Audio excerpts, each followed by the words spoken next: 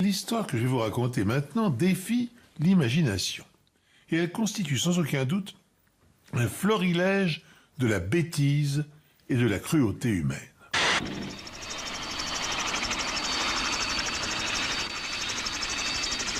Les machines agricoles augmentent le rendement des terres et réduisent les efforts de l'agriculteur qui connaît une vie plus facile.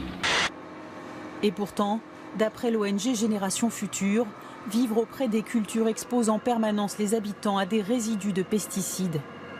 À moins de 200 mètres des vignes, vergers ou champs, l'association a collecté des poussières dans une vingtaine de foyers en France. On a détecté entre 8 et 30 pesticides et les plus fortes concentrations se retrouvent près des cultures viticoles. Voici une photo de Dominique Marchal il y a une trentaine d'années. Il maniait alors les insecticides sans aucune protection. C'est en 2002 qu'on lui diagnostique un syndrome myéloprolifératif, une sorte de cancer du sang reconnu en 2006 comme une maladie liée à sa profession. Un sursis pour le glyphosate, cet herbicide controversé très utilisé par les agriculteurs et les jardiniers. L'Union européenne va prolonger son autorisation. Les pays de l'Union européenne et Londres sont arrivés à un accord il y a quelques minutes à Bruxelles. Chaque patient français consomme 48 boîtes de médicaments par an. Leurs effets secondaires seraient responsables de 150 000 hospitalisations et 15 000 décès. Est-il vrai que des laboratoires préfèrent d'abord mettre sur le marché des médicaments qu'ils soupçonnent d'être dangereux avant que ces médicaments ne soient retirés? C'est-à-dire qu'on fait de l'argent vite pendant 2, 3, 4 ans, le temps que l'administration, le temps que... Et puis ensuite, s'il faut retirer le médicament, on le retire. Oui, c'est un calcul qui est effectivement régulièrement rapporté dans des journaux sérieux. On pense alors maîtriser les effets secondaires de la dépakine. La notice est modifiée en 1986 d'une phrase succincte. Prévenez votre médecin si vous êtes enceinte. La preuve, selon lui, que Sanofi savait les ravages du valproate de sodium depuis belle lurette. Un rapport rédigé par le laboratoire lui-même qui recense tous les effets secondaires de la dépakine. Ici, on a bien étiqueté en Angleterre un syndrome fœtal du valproate. C'est comme ça que ça s'appelle. Et on en a ici un grand nombre. Ce cas au Danemark, une anomalie congénitale sur un fœtus qui est écrit par le laboratoire comme étant probable. Ce rapport date de 2000. À la rubrique dépakine, il y a cette année-là 54 cas de retard mental et 2 cas d'autisme. C'est la découverte qui affole les États-Unis, celle d'une superbactérie, E. coli, résistante à tous les antibiotiques connus. Cette superbactérie, mortelle dans un cas sur 2, est apparue en Chine autour des élevages de porcs, puis dans quelques pays européens. L'inquiétude grandit face au danger du virus Zika. L'Institut Pasteur vient de mettre en évidence un risque de troubles neurologiques graves. Cette menace concerne tout le monde et non plus seulement les femmes enceintes. Cette fois-ci, elle dénonce les conditions d'élevage alarmantes des poules pondeuses dans l'Ain, après avoir alerté en vain les autorités. Au sol, les asticots prolifèrent. Des cadavres en décomposition gisent au milieu des cages.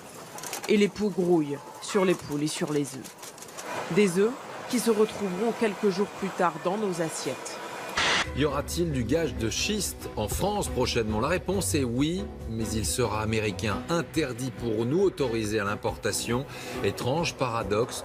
Contrairement aux idées reçues, ce n'est pas Paris mais Marseille qui est la ville la plus polluée aux particules fines.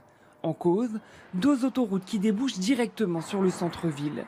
Paris, elle détient le record en termes de radioactivité, avec 35 sites contenant des déchets radioactifs. Ils viennent surtout des laboratoires médicaux et de recherche.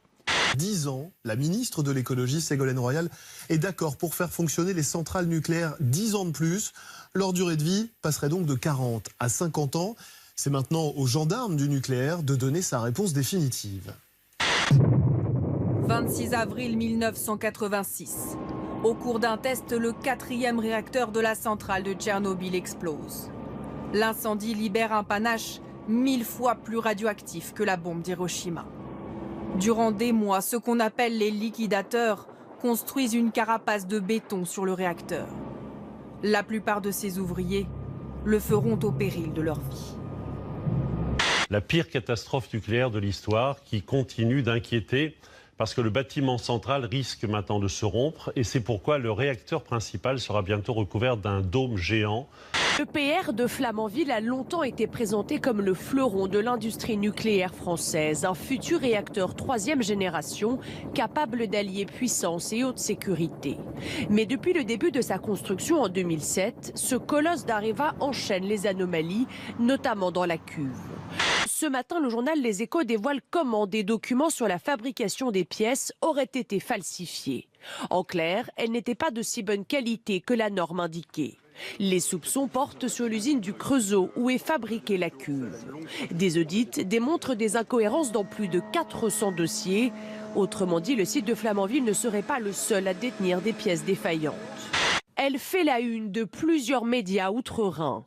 La centrale de Fessenheim, mise en service en 1977, inquiète le gouvernement allemand qui demande sa fermeture dans les plus brefs délais. Selon la presse germanique, un incident survenu en avril 2014 a été largement minimisé. À la suite d'une fuite d'eau, l'un des systèmes de sécurité tombe en panne. Le réacteur numéro 1 aurait été incontrôlable pendant 3 minutes. Un accident grave qui ne sera finalement classé qu'au niveau 1 sur 8. La Suisse s'inquiète aussi à cause de Fessenheim, mais elle craint encore plus la vétusté de la centrale nucléaire du Bugey, à 70 km à vol d'oiseau du canton de Genève, qui porte plainte contre X pour mise en danger d'autrui. Des milliers de cas de disparition de ces matières nucléaires ont été recensés par l'Agence internationale de l'énergie atomique. Des substances qui pourraient donc servir à fabriquer une bombe, mais pas une arme atomique. Sur le site de la centrale nucléaire, la décontamination se poursuit. Chaque jour, des sacs de déchets contaminés continuent à s'entasser, à ciel ouvert, dans ces sites de stockage provisoires. Ça, c'est juste après l'accident nucléaire et on voit le niveau de risque qui dépasse l'acceptable. Ensuite, ça baisse et on en est là aujourd'hui. Et quand on va aller vers le démantèlement à proprement parler de la centrale, regardez, le risque inacceptable, eh bien là, il est à nouveau, on est en train de flirter avec. Donc ça veut dire que TEPCO ne sait pas jusqu'à quel point ce sera encore possible, sans qu'il y ait de risque pour des vies humaines et pour l'environnement. TEPCO ne sait pas comment ce sera possible de nettoyer cette centrale. Un mégot par terre, c'est 500 litres d'eau polluée. Et il faut savoir que dans le monde, il y a 850 000 tonnes de mégots qui sont balancés dans la nature tous les ans.